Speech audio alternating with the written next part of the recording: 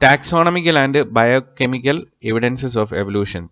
എവല്യൂഷനെ support ചെയ്യുന്ന, justify ചെയ്യുന്ന taxonomical, biochemical evidences ഏതൊക്കെയാണ് എന്നുള്ളതാണ് നമ്മൾ ഈ സെഷനിൽ മെയിനായിട്ടും ഫോക്കസ് ചെയ്യുന്നത്. അപ്പോൾ ആദ്യമേ തന്നെ ടാക്സോണമിക്കൽ എവിഡൻസസ് ഓഫ് എവല്യൂഷൻ നമുക്കൊന്ന് അനലൈസ് ചെയ്യാം. ടാക്സോണമി എന്ന് പറയുന്ന ഫീൽഡ് എന്താണ് ഉദ്ദേശിക്കുന്നതെന്ന് എല്ലാവർക്കും അറിയാം. It is the branch of science which deals with the classification of organisms. ഓർഗാനിസത്തിനെ for the sake of convenience of study പല ഗ്രൂപ്പ്സ് ആയിട്ട് ഡിവൈഡ് ചെയ്താണ് നമ്മൾ പഠിക്കുന്നത്. അപ്പോൾ അങ്ങനെ ഗ്രൂപ്പിംഗ് നടത്തുന്ന ശാസ്ത്രശാഖയാണ്, ക്ലാസിഫിക്കേഷന് വേണ്ടിയിട്ടുള്ള ശാസ്ത്രത്തിൻ്റെ ഉപശാഖയാണ് ടാക്സോണമി എന്ന് പറയുന്നത്. അപ്പോൾ എങ്ങനെയാണ് ഓർഗാനിസംസിനെ ക്ലാസിഫൈ ചെയ്യുന്നത് ടാക്സോണമിസ്റ്റുകൾ? Organisms were classified based on their relationships. എത്രമാത്രം അവർ സിമിലാരിറ്റീസ് കാണിക്കുന്നുണ്ട്, എത്രമാത്രം അവ തമ്മിൽ ഡിഫറൻസസ് ഉണ്ട്, ഇതിനെ ബേസ് ചെയ്തിട്ടാണ്, അല്ലെങ്കിൽ ഒറ്റ വാക്കിൽ പറഞ്ഞാൽ റിലേഷൻഷിപ്സിനെ ബേസ് ചെയ്തിട്ടാണ് ഓർഗാനിസത്തിനെ ക്ലാസിഫൈ ചെയ്യുന്നത്. ക്ലോസ്ലി റിലേറ്റഡ് ആണോ, ഡിസ്റ്റൻ്റ്ലി റിലേറ്റഡ് ആണോ? ഇപ്പോൾ മോഡേൺ ടാക്സോണമിസ്റ്റുകൾ ഈ ക്ലാസിഫിക്കേഷനെ അല്ലെങ്കിൽ ടാക്സോണമിയെ ഒരു ടൂളായിട്ട് യൂസ് ചെയ്യുന്നു to establish evolutionary relationships between different taxa. ഇപ്പോൾ അതെങ്ങനെയാണ് എന്നുള്ളത് നമുക്കൊന്ന് അനലൈസ് ചെയ്യാം. Degree of similarities is a measure of degree of relationships. സിമിലാരിറ്റീസിൻ്റെ എക്സ്റ്റെൻറ്റ്, അതിൻ്റെ മാഗ്നിറ്റ്യൂഡ് എന്ന് പറയുന്നത് റിലേഷൻഷിപ്പിൻ്റെ മാഗ്നിറ്റ്യൂഡിൻ്റെ ഒരു മെഷറാണ്. സിമിലാരിറ്റീസ് കൂടുതലാണെങ്കിൽ റിലേഷൻഷിപ്സ് കൂടുതലായിരിക്കും. മാനും ഹ്യൂമൻസും ചിമ്പാൻസിയും തമ്മിൽ ക്ലോസ്ലി റിലേറ്റഡ് ആണെന്ന് പറയാനുള്ള കാരണം പല രീതിയിൽ മോർഫോളജിക്കൽ, അനാറ്റമിക്കൽ, ബയോകെമിക്കൽ, മോളിക്കുലർ ലെവലിൽ എല്ലാം മനുഷ്യനുമായിട്ട് വളരെയധികം അടുത്ത് സിമിലാരിറ്റീസ് കാണിക്കുന്ന ഒരു ഗ്രൂപ്പാണ് ചിമ്പാൻസി. അപ്പോൾ മനുഷ്യനും ചിമ്പാൻസിയും ക്ലോസ്ലി റിലേറ്റഡ് ആണ്. അപ്പോൾ ക്ലാസിഫിക്കേഷനിൽ അങ്ങനെയാണ് അവരെ പ്ലേസ് ചെയ്യുന്നത്. പ്രൈമേറ്റിൽ തന്നെ വളരെ ക്ലോസ്ലി റിലേറ്റഡ് ആയിട്ടുള്ള ഗ്രൂപ്പുകളായിട്ട് ഹ്യൂമൻസിനെയും ചിമ്പാൻസിയെയും പ്ലേസ് ചെയ്യും. ബയോളജിക്കൽ ക്ലാസിഫിക്കേഷൻ്റെ ഒരു ഹൈറാർക്കിയാണ് നിങ്ങളിവിടെ കാണുന്നത്. ഇവിടെ ഏറ്റവും കിങ്ഡം കാണാം, then phylum, class, order, family, genus, species, ഇങ്ങനെയാണ് ക്ലാസിഫിക്കേഷൻ സിസ്റ്റം പോകുന്നത്. ആനിമൽസ് ഒരേ ക്യാരക്ടറിസ്റ്റിക്സ് കാണിക്കുന്ന ഗ്രൂപ്പ് ഓഫ് ഓർഗാനിസംസ് ആണ്. അവയെ ആനിമൽ കിങ്ഡം എന്ന് പറയുന്ന ആ പർട്ടിക്കുലർ ഗ്രൂപ്പിൽ കൊണ്ടുവരുന്നു. അപ്പോൾ അവ തമ്മിൽ പരസ്പരം എന്തുണ്ട്? റിലേഷൻഷിപ്സ് ഉണ്ട്, അവയ്ക്കൊരു കോമൺ ആൻസിസ്ട്രി ഉണ്ടെന്നുള്ളതാണ്. ഇനി ഈ ആനിമൽ കിങ്ഡം നോക്കിക്കഴിഞ്ഞാൽ അതിനകത്ത് തന്നെ പലതരത്തിലുള്ള സ്പെഷ്യലൈസേഷൻ ഉണ്ട്. അതിനനുസരിച്ചിട്ട് ഓർഗാനിസംസിനെ കിങ്ഡത്തിനകത്ത് തന്നെ പല ഫൈലംസ് ആയിട്ട് ഡിവൈഡ് ചെയ്തിരിക്കുന്നു. അവ എത്രമാത്രം സിമിലർ ആണ്, ഡിസിമിലർ ആണ്, അതിനെ ബേസ് ചെയ്തിട്ട്. ഇനി ഈ ഫൈലത്തിനകത്ത് തന്നെ യുണീക്നെസ് ഉണ്ട്. അപ്പോൾ ക്ലാസ്സസ് വരുന്നു.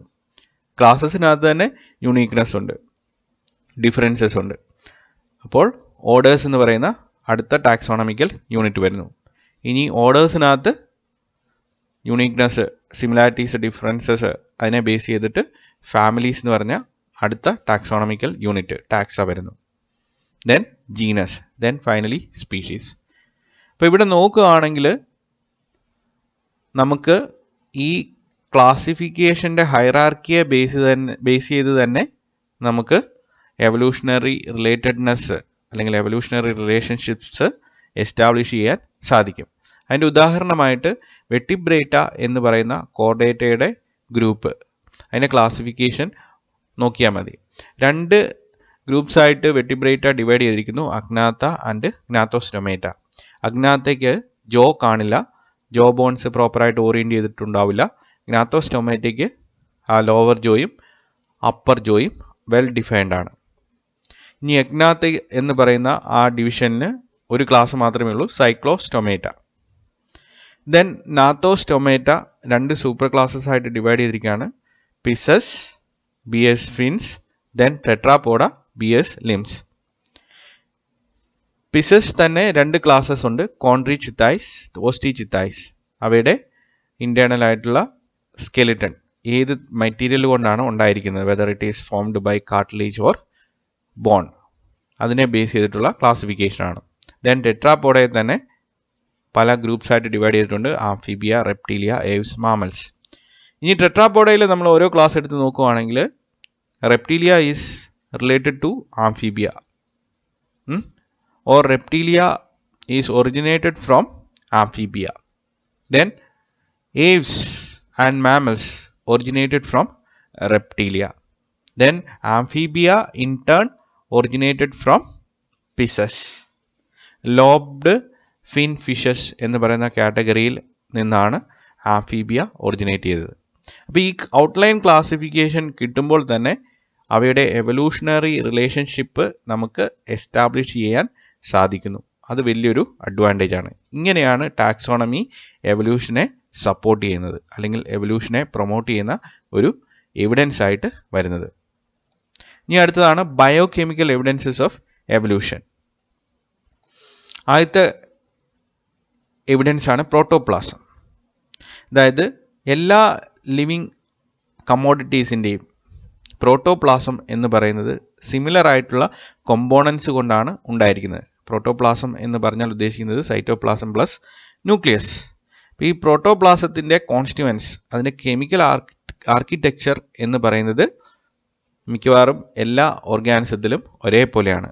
അതിൻ്റെ അർത്ഥം ഈ ഓർഗാനിസംസ് എല്ലാം ഒറിജിനേറ്റ് ചെയ്തിരിക്കുന്നത് ഒരു കോമൺ ആൻസിസ്റ്ററിൽ നിന്നാണ്. അടുത്ത എവിഡൻസ് ആണ് ക്രോമസോംസ് പ്രൊവൈഡ് ചെയ്യുന്ന എവിഡൻസ്. ഇപ്പോൾ ക്രോമസോംസ് എന്ന് പറഞ്ഞാൽ എന്താണെന്നുള്ളത് നിങ്ങൾക്കറിയാം. ജനറ്റിക് മെറ്റീരിയലും പ്രോട്ടീൻസും അസോസിയേറ്റ് ചെയ്ത് ഉണ്ടാകുന്ന സ്ട്രക്ചേഴ്സാണ് ക്രോമസോംസ്. ജനറ്റിക് ഇൻഫർമേഷൻ്റെ ക്യാരിയേഴ്സ് ആണ് ക്രോമസോംസ്. അതിനകത്ത് സ്പെസിഫിക് ആയിട്ട് പറയുവാണെങ്കിൽ ജനറ്റിക് ഇൻഫർമേഷൻ ഉള്ളത് ജനറ്റിക് മെറ്റീരിയലാണ്. ക്രോമസോംസ് ആയിട്ട് ഓറിയൻറ്റ് ചെയ്തിരിക്കുന്നത് DNA ആണ്. In most of the life forms the genetic material is DNA. DNAയുടെ കോമ്പോണൻസ് എന്തൊക്കെയാണെന്ന് നമുക്ക് നോക്കാം. DNA is a polymer of nucleotides. ന്യൂക്ലിയോടൈഡ്സിൻ്റെ പോളിമറാണ് DNA. അതിൻ്റെ കോൺസ്റ്റിറ്റ്യുവൻസ് എന്ന് പറയുന്നത് pentose sugar, nitrogenous bases, then phosphate group. ഈ നൈട്രോജിനസ് ബേസ് DNAയിൽ വരുന്നത് adenine, guanine, cytosine, thymine, purines and pyrimidines. ഇത് നമ്മൾ DNA ജനറ്റിക് മെറ്റീരിയൽ ആയിട്ടുള്ള എല്ലാ ഓർഗാനിസത്തെ നോക്കിക്കഴിഞ്ഞാൽ ഇതിൻ്റെ ആ കോമ്പോസിഷൻ എന്ന് പറയുന്നത് സെയിം തന്നെയാണ്. ഇനി ഒരു ഓർഗാനിസത്തിൻ്റെ ജനറ്റിക് മെറ്റീരിയലിന് യുണീക്ക് ആയിട്ടുള്ളൊരു സിഗ്നേച്ചർ ഉണ്ട്. ആ സിഗ്നേച്ചർ എന്ന് പറയുന്നത് അതിൻ്റെ ന്യൂക്ലിയോടൈഡ് സീക്വൻസ് ആണ്. ഈ ന്യൂക്ലിയോടൈഡ് സീക്വൻസ് സിമിലാരിറ്റി, ഡിസിമിലാരിറ്റി അതിനെ ബേസ് ചെയ്ത് ഓർഗാനിസത്തിൻ്റെ എവല്യൂഷണറി റിലേഷൻഷിപ്പ് എസ്റ്റാബ്ലിഷ് ചെയ്യാൻ സാധിക്കും. ഇപ്പോൾ ഫോർ എക്സാമ്പിൾ ഹ്യൂമൻസുമായിട്ട് ഏറ്റവും റിലേറ്റഡ് ആയിട്ടുള്ള ഗ്രൂപ്പായിട്ട് കൺസിഡർ ചെയ്യുന്നത് ചിമ്പാൻസിയാണ്. അപ്പോൾ ചിമ്പാൻസിയുടെയും ഹ്യൂമൻസിൻ്റെയും ജീനോമിക് സീക്വൻസ്, DNA സീക്വൻസ് എന്ന് പറയുന്നത് സിമിലർ ആണ്. അത്രയും സിമിലാരിറ്റി ഒരു ക്യാറ്റിലുമായിട്ട് നമുക്ക് വരില്ല. അപ്പോൾ ഇതിനെ ബേസ് ചെയ്തിട്ട്, ഈ ന്യൂക്ലിയോടൈഡ് സീക്വൻസിനെ ബേസ് ചെയ്തിട്ട് മോളിക്കുലാർ ലെവലിൽ എവല്യൂഷണറി റിലേഷൻഷിപ്സ് ഒക്കെ എസ്റ്റാബ്ലിഷ് ചെയ്യാൻ സാധിക്കും. അപ്പോൾ അതൊരു വലിയൊരു എവിഡൻസ് ആണ്. ഇനി അടുത്താണ് എൻസൈംസ്. എൻസൈംസ് എന്ന് പറയുന്നത് ബയോളജിക്കൽ കാറ്റലിസ്റ്റുകളാണ്. പ്രോട്ടീൻസ് ആണ് മിക്കവാറും എൻസൈംസ് എന്ന് പറയുന്നത്. അപ്പോൾ ആനിമൽ കിങ്ഡത്തിൽ എക്സിസ്റ്റ് ചെയ്യുന്ന പലതരത്തിലുള്ള എൻസൈംസിനും ഒരേപോലെയാണ് അതിൻ്റെ കെമിക്കൽ കോമ്പോസിഷൻ കാണിക്കുന്നത്. അതായത് പല ഗ്രൂപ്പുകളിലും ഈ എൻസൈംസിൻ്റെ കോമ്പോസിഷൻ, അതിനകത്തുള്ള പോളിപെപ്റ്റൈഡ് ചെയിൻസിൻ്റെ ഓറിയൻറ്റേഷൻ, ഇനി ഓരോ പോളിപെപ്റ്റൈഡ് ചെയിനകത്തുള്ള അമിനോ ആസിഡിൻ്റെ കോൺഫിഗറേഷൻ, അമിനോ ആസിഡ് സീക്വൻസ്, ഇതെല്ലാം ഓൾമോസ്റ്റ് സെയിം ആണ്. അപ്പോൾ അതിന് എക്സാമ്പിളായിട്ട് നമ്മൾ ട്രിപ്സിൻ എന്ന് പറയുന്ന എൻസൈമിനെ എടുക്കുക. ഈ ട്രിപ്സിൻ പ്രോട്ടോസോവ തൊട്ട് ഹ്യൂമൻസ് വരെ എല്ലാത്തിനകത്തും ഒരേപോലെയുള്ള ഒരു ആർക്കിടെക്ചറാണ് കാണിക്കുന്നത്. അതിൻ്റെ കോമ്പോസിഷൻ എന്ന് പറയുന്നത് പ്രോട്ടോസോവയിലും ഹ്യൂമൻസിലും സെയിം ആണ്. അതിൻ്റെ അർത്ഥം എല്ലാം ഒറിജിനേറ്റ് ചെയ്തിരിക്കുന്ന ഒരു കോമൺ ആൻസിസ്റ്ററിൽ നിന്നാണ്. അപ്പോൾ അത് എവല്യൂഷനെ സപ്പോർട്ട് ചെയ്യുന്ന വലിയൊരു എവിഡൻസ് ആണ്. ഇനി അടുത്താണ് ഹോർമോൺസ്. ഹോർമോൺസ് എന്ന് പറയുന്നത് കെമിക്കൽ മെസ്സഞ്ചേഴ്സ് ആണ്. എൻഡോക്രൈൻ ഗ്ലാൻഡ്സ് പ്രൊഡ്യൂസ് ചെയ്യുന്ന കെമിക്കൽ മെസ്സഞ്ചേഴ്സ് ആണ്. അവ ബ്ലഡിലൂടെ ടാർഗറ്റിൽ എത്തിച്ചേരുന്നു. ടാർഗറ്റിൽ ആ ഹോർമോൺസ് ക്യാരി ഔട്ട് ചെയ്യുന്ന ഫങ്ഷൻസ് ഇനീഷ്യേറ്റ് അല്ലെങ്കിൽ ഇൻഡ്യൂസ് ചെയ്യുന്നു എന്നുള്ളതാണ്. അപ്പോൾ ഈ ഹോർമോൺസ് പല ഗ്രൂപ്പുകളിലും ഒരേ ആർക്കിടെക്ചറാണ് കാണിക്കുന്നത്. ഇപ്പോൾ ക്യാറ്റിലിനകത്തുള്ള തൈറോയ്ഡ് ഹോർമോൺ, ആ തൈറോയ്ഡ് ഹോർമോണിനെ ഹ്യൂമൻ തൈറോയ്ഡ് ഡെഫിഷ്യൻസിക്ക് വേണ്ടി നമുക്ക് ഉപയോഗിക്കാൻ സാധിക്കും. അതായത് ക്യാറ്റിൽ നിന്ന് ഐസൊലേറ്റ് ചെയ്തെടുത്തിട്ട തൈറോയ്ഡ് ഹോർമോണിനെ തൈറോയ്ഡ് ഡെഫിഷ്യൻസി ഉള്ള ഒരു ഹ്യൂമൻ ഇൻഡിവിജ്വലിലേക്ക് ട്രാൻസ്ഫർ ചെയ്യുന്നു. അപ്പോൾ ആ തൈറോയ്ഡ് ഡെഫിഷ്യൻസി ട്രീറ്റഡ് ആവുന്നു. അതിൻ്റെ അർത്ഥം ഈ തൈറോയ്ഡ് ഹോർമോണിൻ്റെ കോമ്പോസിഷൻ, അതിൻ്റെ മോഡ് ഓഫ് ആക്ഷൻ രണ്ട് ഗ്രൂപ്പിലും സെയിം ആണ്. ഇതിൽ നിന്ന് നമ്മൾ മനസ്സിലാക്കേണ്ട കാര്യം ഈ രണ്ട് ഗ്രൂപ്പും റിലേറ്റഡ് ആണ്. എവല്യൂഷണറി റിലേഷൻഷിപ്പ് അവ തമ്മിൽ ഉണ്ട്. അപ്പോൾ ഈ എക്സാമ്പിൾസ് ഒക്കെ ഉപയോഗിച്ചിട്ടാണ് നമ്മൾ ബയോകെമിക്കൽ ആയിട്ടുള്ള എവല്യൂഷനെ സപ്പോർട്ട് ചെയ്യുന്ന എവിഡൻസസ് പറയുന്നത്. ഇനി ഇത് കൂടാതെ തന്നെ ബ്ലഡ് ഗ്രൂപ്പ്സ് അതുപോലുള്ള കാറ്റഗറി എല്ലാം ഉണ്ട്. അപ്പോൾ അതൊക്കെ നിങ്ങൾ പഠിക്കുക.